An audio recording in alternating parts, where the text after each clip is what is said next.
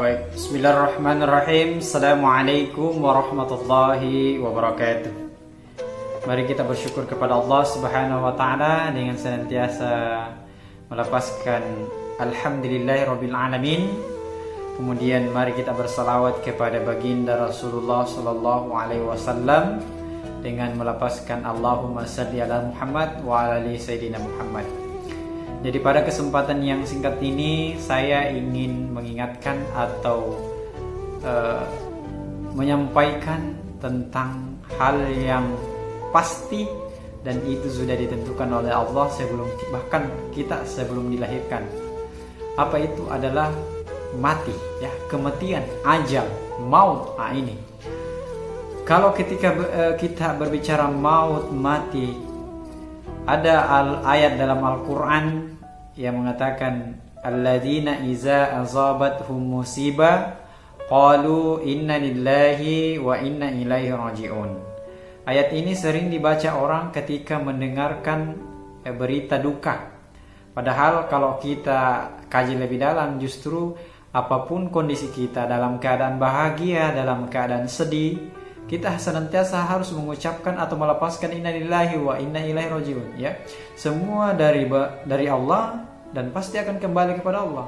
Kematian, hidup ini dari Allah, kematian dari Allah, pasti akan kembali kepada Allah. Harta itu dari Allah dan akan kembali kepada Allah, ya.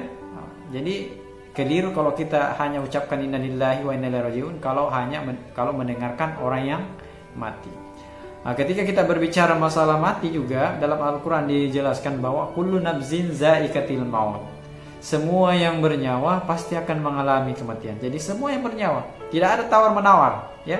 Tidak melihat pejabat, tidak melihat miskin, kaya, cantik, ganteng, jelek, tidak. Ketika kita merasa diri bahwa kita memiliki nafas, kita bernyawa, siap-siap kita akan mengalami yang namanya kematian.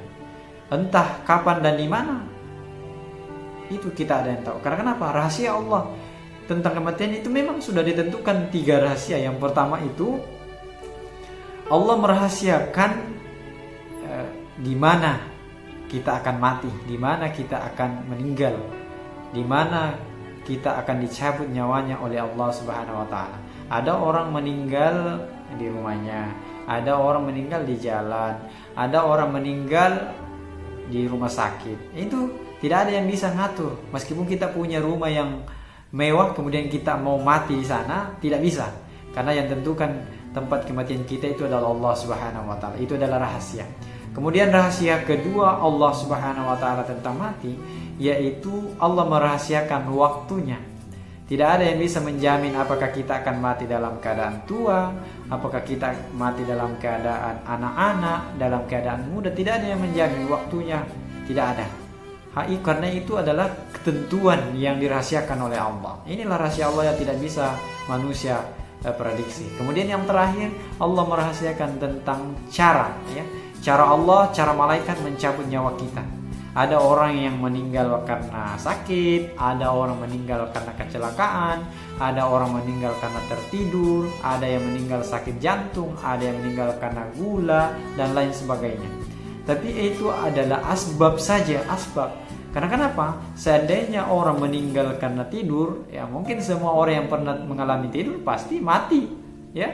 Tapi saya pun sudah mengalami tidur, masih hidup sampai sekarang.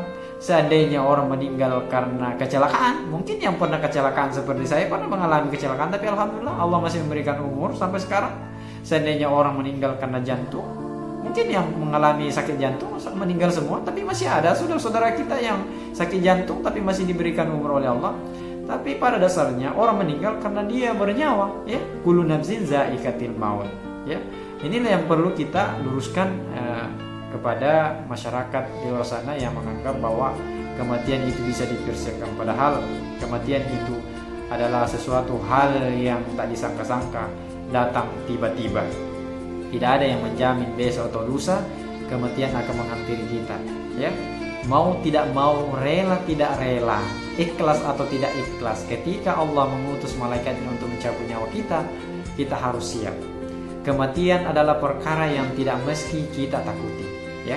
Kenapa tidak mesti kita takuti? Adalah karena kematian adalah perkara yang sudah pasti. Nah, yang mesti kita takuti adalah ketika kematian menghampiri kita, tidak ada amalan-amalan yang siap kita bawa. Ini yang harus kita takuti. Maka dari itu gunakan waktu di usia kita ini senantiasa memperbanyak amalan, memperbanyak baca Al-Quran, memperbanyak sholat berjamaah, sholat 5 waktu, sholat sunnah, puasa sunnah dan lain-lain sebagainya, supaya ketika Allah sudah mengambil nyawa kita atau menjemput kita, kita dalam keadaan siap lahir dan batin. Sehingga ketika kita sudah siap lahir dan batin, yakin dan percaya di akhirat nanti kita akan diwajibkan oleh Allah masuk dalam surganya dan akan diharamkan oleh Allah masuk dalam nerakanya. Semoga apa yang saya sampaikan pada hari ini dapat bermanfaat bagi kita semua. Dengan ucapan Reso Patamangingi, nama lo manalete pamasa dewata. Assalamualaikum warahmatullahi wabarakatuh.